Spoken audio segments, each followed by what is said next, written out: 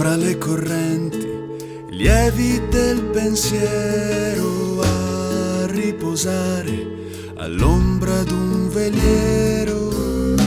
E da quel giorno iniziasti a cantare senza timore, timore e riverenze d'un tempo lontano che ti portò altrove. Forse hai stonato, sei nato stonato, forse al tuo canto nessuno risponde, o forse è soltanto il tuo orecchio che si confonde.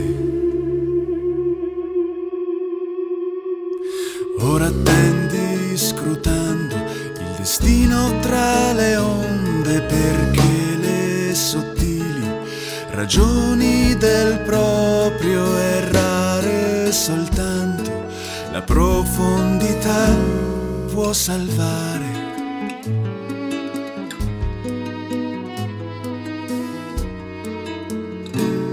E intanto il tuo verso invecchia con te, che dormi sognando il sorriso di una musa in un teatro lontano sulla rotta di Giava.